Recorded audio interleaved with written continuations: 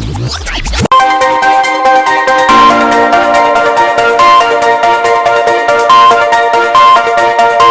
Jungle.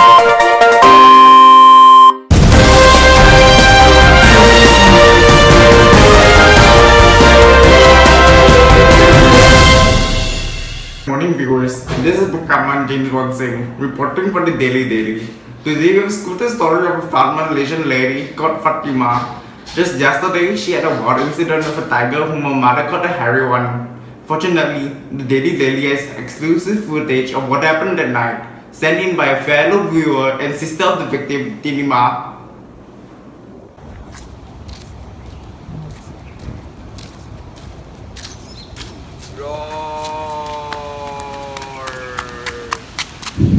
As you can see, although the tiger did not harm Fatima in any way, she was too frightened and thus ran away. Let us see what happens further.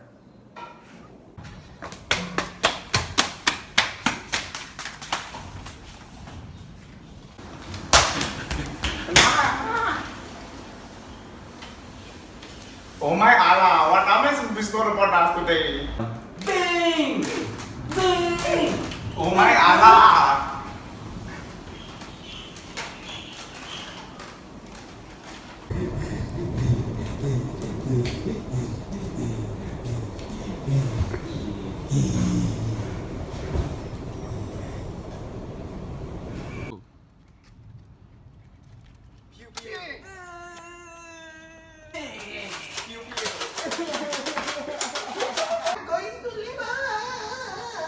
Good morning, good morning.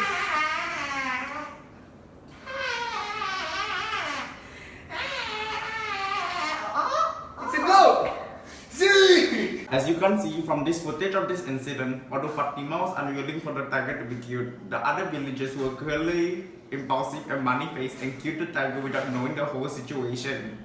After analyzing the whole footage, you can see that this incident took place in the jungle in Malaysia, near a river. At the same setting lies a rural village where only a handful of people stay.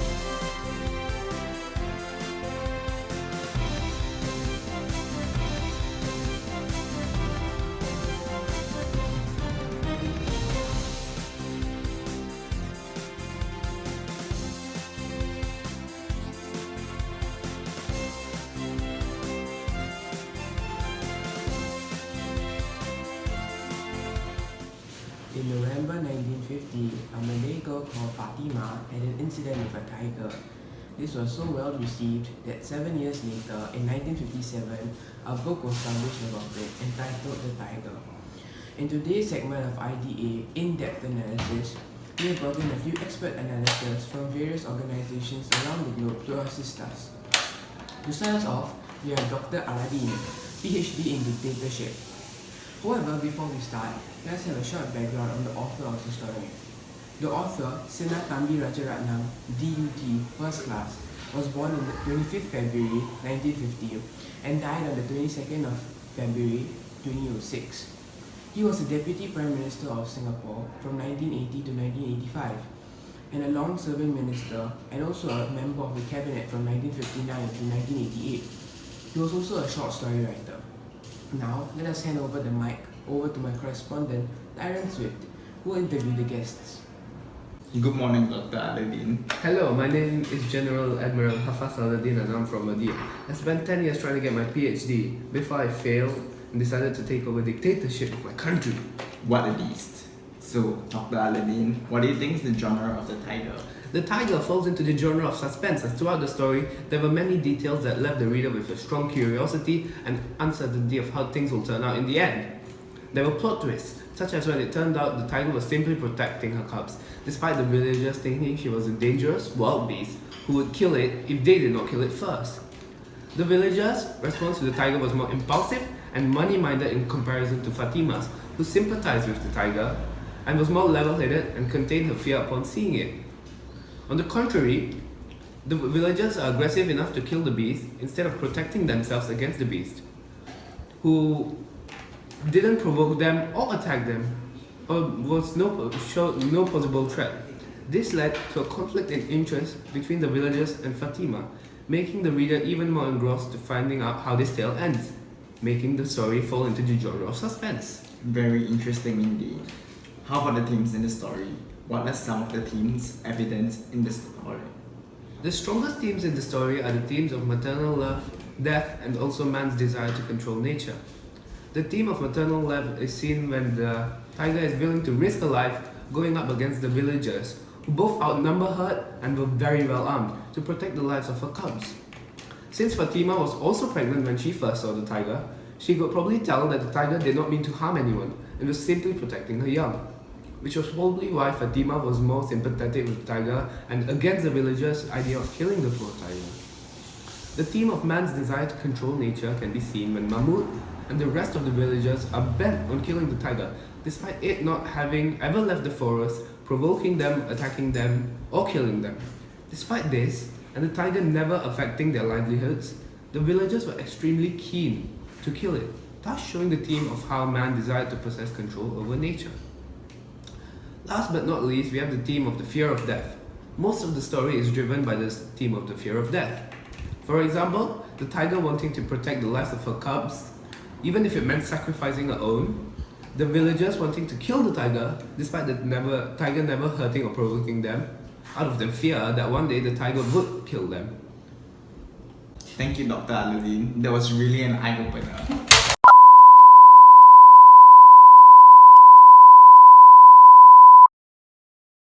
Next up, we have our next expert, Dr. Dong, Professor of Linguistics, to analyze the literary devices used in the tale.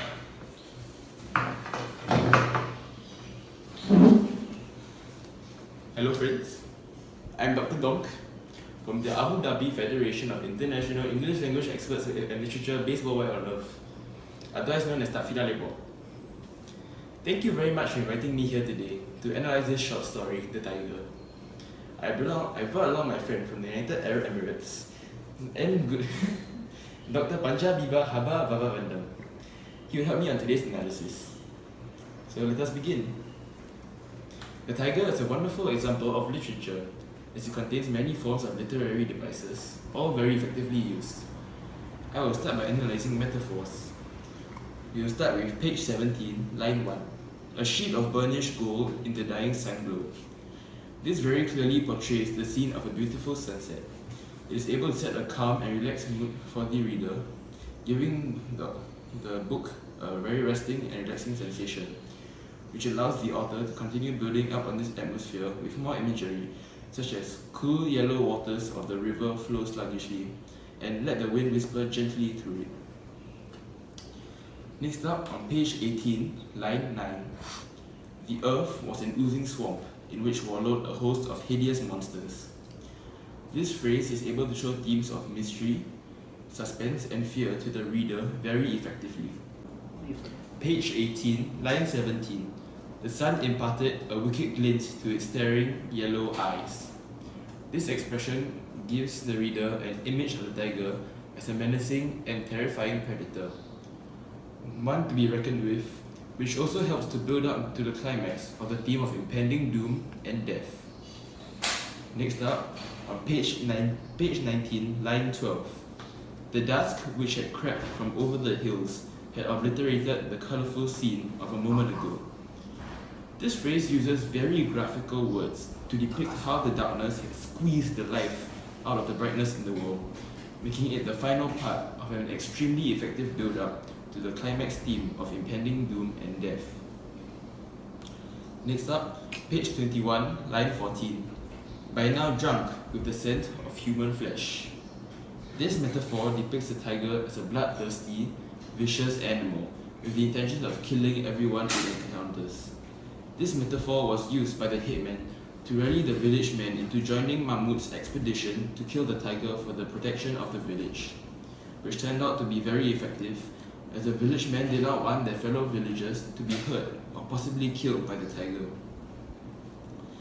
Page 22, line 2. His youthful face afire with excitement. This phrase is used by the author to highlight the contrast in enthusiasm towards hunting the tiger between Mahmud and the rest of the villagers. It is very effective as it clearly portrays Mahmud as extremely eager to go and hunt the tiger, while the other men were uncertain if they were willing to risk their lives to hunt the tiger. That is all for metaphors. Next we have the similes. Page 20, line 15. Clucking like hens at the sight of a wheeling hawk. This phrase is able to very clearly depict the woman's behavior after having heard Fatima's mother's exaggerated version of Fatima's encounter with the tiger. On page 24, line 25, there was an unearthly silence over the village, as though enveloped in a funeral shroud. This sentence effectively sets the mood for that particular scene to be doubtful, suspenseful, and worrying, as Fatima and the other villagers hide inside their houses, awaiting for the return of the hunting party. On page 27, line 10, the sweat glistened like yellow pearls on her forehead. This sentence shows the stress and pain of a mother going into labour very clearly and effectively, allowing the reader to sympathise with Fatima easier. Lastly, we have a few other devices such as hyperbole and colloquial language found on page 21, the entire of paragraph 2. Fatima's mother uses hyperbole very effectively to recapture everyone's attention by exaggerating the story drastically, as well as using colloquial language such as Allah, as the region might be majority Muslim, and the hairy one, which could be the slang term for the tiger. And there's also personification on page 23, line 12, the whisper of the fretful wind, and on line 13, the faraway chuckle of the river. These phrases are able to depict the outdoor environment very clearly to the reader, giving the reader a taste of what the area might be like. That is all. That was a very in-depth analysis, Dr. Zong. Thank you for taking the effort to come all the way from Abu Dhabi just for our program. Also huge thanks to the Abu Dhabi Federation of International English Language and Literature Experts based worldwide on Earth, and Dr. Panjabiba Habavatam for aiding us in this informative discussion. Our last guest, Azafin Hitha, PhD in philosophy, is a pioneer in analyzing the viewpoint and characterization of various viewpoints of authors in their stories. He is also part of the pristine group of literature analyzers called the Nazis, which was later renamed to become the Jihad after combining with another prestigious English analyzing community called the Al-Qaeda. So Mr. Hitha, what is the viewpoint of the story? Well, the tiger is a counter-stereotype. Tigers are usually thought of as a monster that finds fun in killing humans. However, it was the total opposite of the image that was painted of it. It did not have any intention at all to harm anyone and was innocent. It just wanted to find a place where it could give birth to its children in peace and protect its cubs from any harm.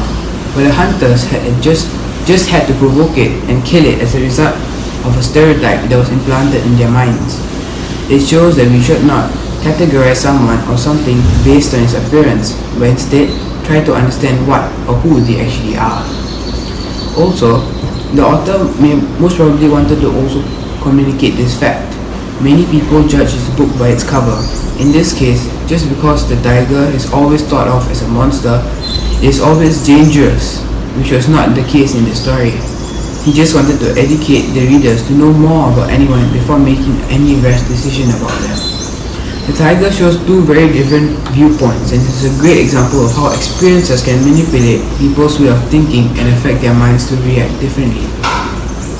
As Fatima had experienced a very different experience from the other villagers, she has a completely different opinion than them. She had experienced meeting the tiger firsthand, and although very frightened at first, Soon, she came to an understanding that the tiger did not actually want to attack her and remained calm and level-headed. She had even formed some sort of connection with the tiger. This connection, she felt, had influenced her view and made her react more responsibly than the other villagers. After the encounter, she felt sympathetic towards the tiger, and she knows that the tiger was not a threat to the village at all, and the villagers should leave it alone. On the contrary, the villagers only knew about the exaggerated version of the story that Fatima's mother had told them. As such, they reacted out of fear and were impulsive as they carried out their decisions without pausing to think and understand the situation. They grew restless to get rid of the tiger, which was a beast in their eyes, and they were afraid that it would pose a major threat to the village. This restlessness meant that they could not think rationally, and they thought that they had to get rid of the threat, but the threat gets rid of them. So they reacted very violently and killed the tiger, which was actually innocent. Yes, I completely agree. How about some of the characterizations in the story? Fatima is a sensible person. Although fearful at first when meeting the tiger, she remained level-headed and cool. It allowed her to come to an understanding that the tiger was not a vicious or menacing creature, and it did not have any intention to hurt anyone. She never wanted the tiger to be killed and hoped the tiger was far out of reach for the hunters. She reacted rationally by understanding the situation and did not act rashly. She could also see that the tiger was an innocent creature despite of his stereotypical beast-like image that was painted. Fatima's mother, however, is an attention-seeking person. She spread an exaggerated version of her daughter's story like wildfire and sent the whole village into a state of panic and had to answer the questions by the crowd and the village headman that was actually meant for her daughter, with a graphic and noisy tale about her daughter's encounter with the hairy one, until the headman became impatient and commanded her to hold her peace. After that, she exclaimed Allah so that she could receive all the attention she actually wanted. Fatima's mother is also very judgmental. She claimed that Mahmud is a wild tiger himself, and when Fatima was trying to convince her mother that the tiger did not look like a killer, she said that Fatima was talking crazy the way her father used to when he said the wind sang songs to him and said that he could be a crazy man sometimes. She seems to have an overcritical and disapproving point of view as she compared a boy to a wild beast, in addition to remarking that her deceased husband and Fatima could be insane sometimes. Mahmud, on the other hand, is an impulsive person. Without any hesitation at all, he was certain to hunt the tiger without even rationalizing the situation. He did not even bother to think twice about what he was doing and did not try to understand the situation at all, as he was an intense passion for hunting and trying to protect the village from any threat and could not care less about anything else but hunting the tiger down. He made a reckless decision, and as a result, an innocent life was lost. Thank you. We sincerely thank all of our guests for taking the time off to come and feature in our program. That's all we have for you today. See you next time on the Daily Derby.